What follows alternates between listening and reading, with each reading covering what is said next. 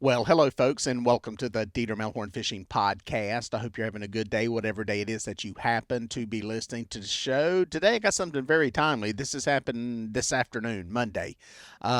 It's some legislation in Virginia concerning blue catfish. Uh, Basically, what it is, and the most important thing is there's a way for you guys to respond and help with this, and we'll get to that in a minute.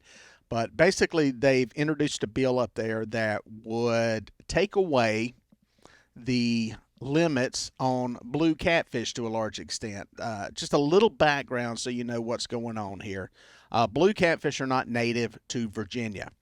They were introduced there by the fisheries department years ago, and they have grown and expanded. Those of you that are in the catfishing world and community know that the world record blue catfish came from Kerr Lake, which is mostly in Virginia, part of it is North Carolina. And also the largest blue catfish ever caught in a fishing tournament. Came in the ice bowl. I just got back from the ice bowl yesterday, was up there fishing it. That fish was caught in Virginia waters, non native waters to the blue catfish. Keep that in mind. But some of the biggest, actually, the biggest, home of the biggest blue catfish in America. So that's kind of some of the groundwork. Now, what happened was these fish have expanded outside of that lake and they're in the coastal areas. The coastal areas is where kind of the rub comes in. Some of you that have fished a lot have heard of the James River, one of the premier catfish destinations in America. A great place to go catch good sized blue catfish in a tidal environment. And what I mean by that is this is tidal water. It goes up and down with the tides. It's coastal. This is where these major rivers dump into the Chesapeake Bay. Um, that's where the problem really started, the Chesapeake Bay. Chesapeake Bay is obviously a major estuary and saltwater commercial fishery.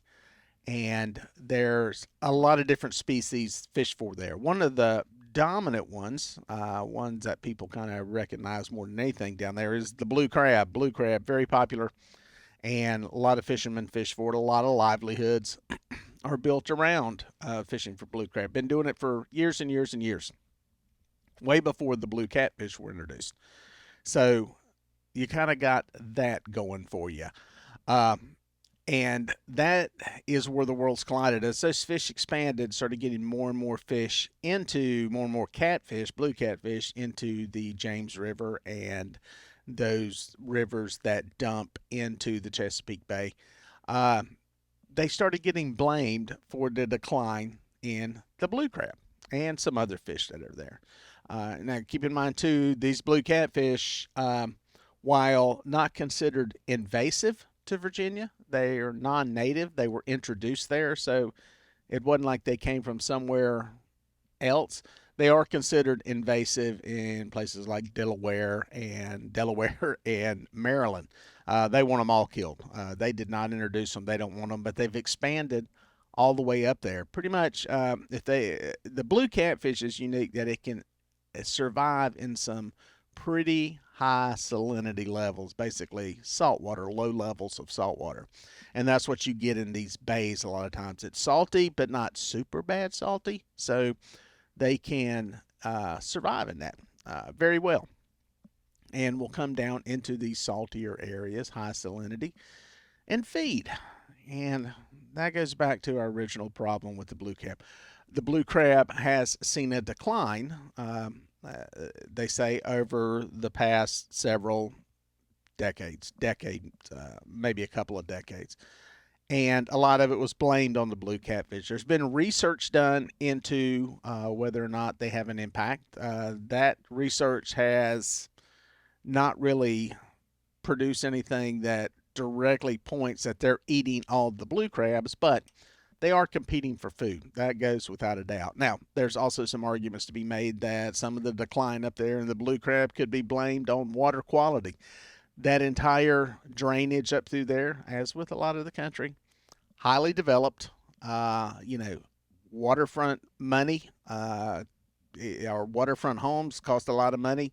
They're usually well groomed, well manicured yards and lawns and everything else. There's runoff from all that stuff. So, not to mention the commercial development along these rivers over years and years and years. Any of y'all from the Northeast know what happens when that happens. So, there's arguments to be made that it's blamed on the water quality. The easy victim, the easy scapegoat, is the blue catfish. And it's an easy argument for them to make because they're a non native fish. So, what is happening is they had some rules in place that protected some of the trophy fish. And there was a rule in place where you could only keep one fish over 32 inches.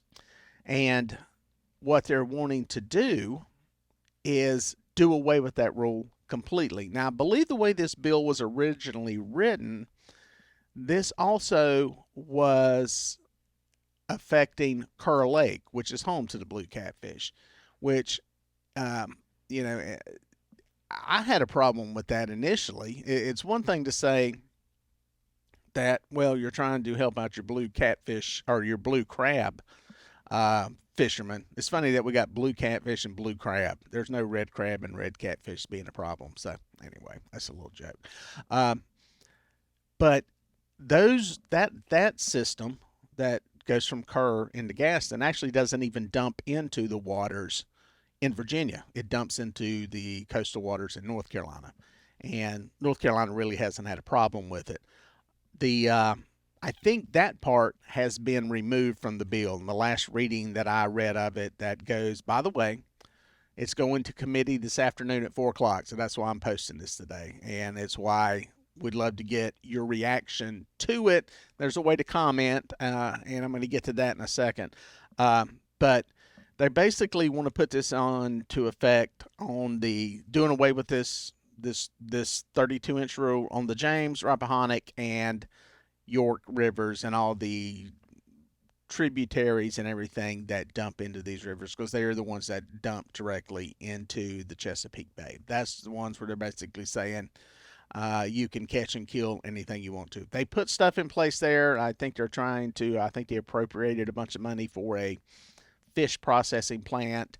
There's some boats that are licensed to do electroshocking. They're trying to turn it into a commercial fishery. They're trying to really monetize the blue catfish so that fishermen will go out and catch, harvest, kill them, and process them and sell them. The problem is they can't do that cheaper than what the fish farms do, the farms that farm catfish, because it's a much more efficient system than going out, setting trot lines, shocking, catching them, taking them in. It's not as cost efficient as it is doing it in a farm. So they've faced some opposition. The other thing is there's just not a big demand for it.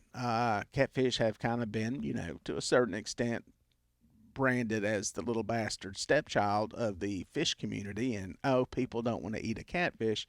And that's come back to haunt them because now they've got a fishery there that could produce millions and millions of dollars in catfish.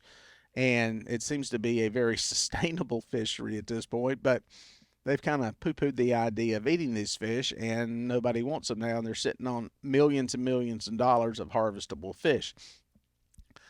I digress. The point is, they're going to make a decision, possibly today, on whether or not they're going to do away with this rule. It affects the guys up there that are, guides, charter captains in that area. A lot of guys make a living around the blue catfish, the trophy blue catfish. It also affects people that travel up there to fish. There are millions of dollars spent every year with people that turn the James River, the Richmond area, Hopewell, into a travel destination to go fish for these fish. So, granted, that's our little look from our little window, but I believe that both can exist. I think they can reduce the overall numbers without affecting the trophy fish population. I think they can protect the trophy fish, still harvest fish to cut down on the numbers, the food competition, but I think it's easier. I think it's the low hanging fruit is for them to target the trophy fish and make them the villain in all this, even though, quite honestly, it probably won't make a difference in what they're trying to accomplish. So the bottom line is there's a way to comment on this. I'm going to put a link down in the description of this video that you can click on. You can go there and you can comment on this HB 2782 and let them know what you think. I dropped a comment on it, and how much impact does it have? I don't know, but there seems to be a lot of people that are opposed to it, and sometimes the squeaky wheel gets the oil, so to speak. So I invite you to do that and look at the link in the comment section and go check it out. And if you feel so moved, drop a comment. I went into some detail on how much money we spent at the Ice Bowl this year, outside of just happened to be my son having a problem with his truck that was an expense I hope none of y'all incur, but we were looking out there for being 3 days, $1,500 between gas, fuel, the lodging, going out to eat, all that kind of stuff. You add some money up a little bit at a time doing something like that, and that's all travel and tourism dollars that these people don't have to spend travel and tourism money to get people to come there. So they're taking money from the area. Down at the coast with the blue crab, it's a balancing act, but it's we support the blue catfish, especially the trophy fish. Again, I think there's a way to hit a balance with reducing the overall numbers of blue catfish, because honestly, that is not natural in those bay environments. But I think there's a way to do that and have the trophy fish and kind of appease all the stakeholders in this. So I'll put that link, drop a comment. I appreciate your help and support on this, and we'll catch you guys out on the water.